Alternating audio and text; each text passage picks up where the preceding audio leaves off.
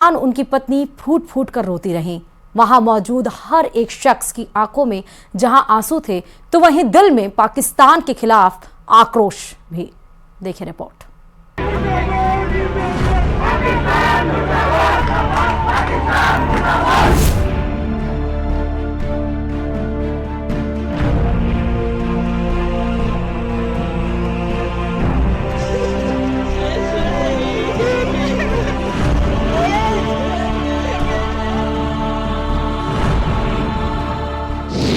पंचतत्व में विलीन हुए नीरज उध्वानी।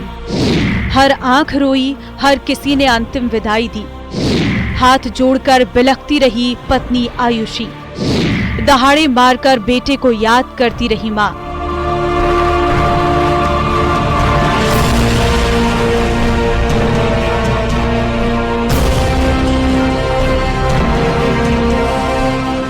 जयपुर के नीरज उध्वानी की अंतिम विदाई में हर एक शख्स का कलेजा दहाड़े मारकर रो रहा था। एक तरफ पाकिस्तान के खिलाफ सीने में गुस्से की आग दधक रही है, तो वहीं दूसरी तरफ बेटे को खोने का गम जिगर को छलनी कर रहा है। झालाना के मोक्ष धाम में चार्टर्ड अकाउंटेंट नीरज उध्वानी का अंतिम संस्कार किया गया। इस दौरान उनकी पत्नी आयुषी हाथ जोड़कर फूट फूट कर रोती रही। परिवार वालों ने बार बार संभाला, लेकिन इसके बावजूद उनकी आंखों के आंसू रुकने का नाम नहीं ले रहे थे। नीरज के बड़े भाई किशोर उध्वानी ने मुखाग्नि दी। हर किसी की आंखें नम थी। सभी लोग परिवार को ढांढस बंधाने की कोशिश करते दिखे।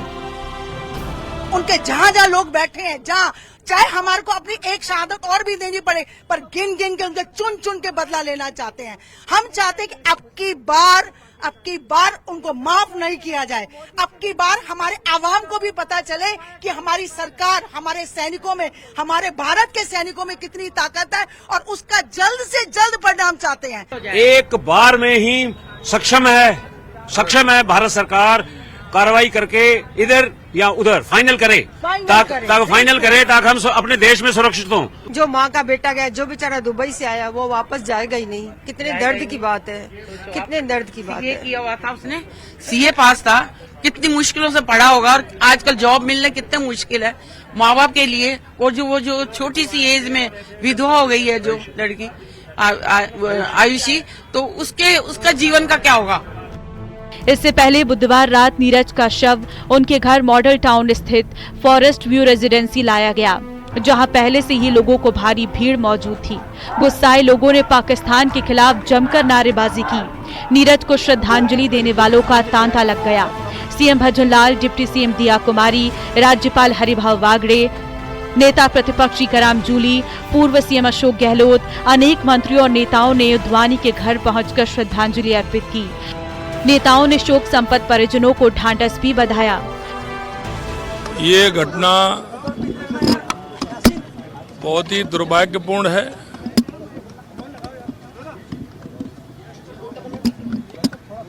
और ये जिस तरह की कायरता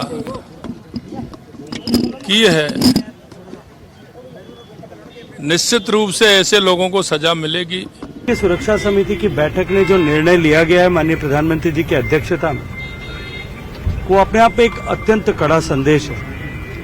1960 के बाद में जो भारत और पाकिस्तान के बीच में जो सिंधु घाटी नदी जल समझौता था, जो दो युद्ध प्रत्यक्ष 65 और 71 का दोनों युद्ध के बावजूद भी, करगिल के युद्ध के बावजूद भी, और लगातार इतनी बड़ी घटनाओं के होने के बावजूद भी हमेशा हमने उसका सम्मान किया था।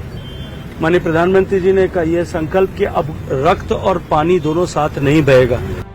दुबई से अपने दोस्त की शादी में शामिल होने भारत आए नीरज अब इस दुनिया में नहीं है।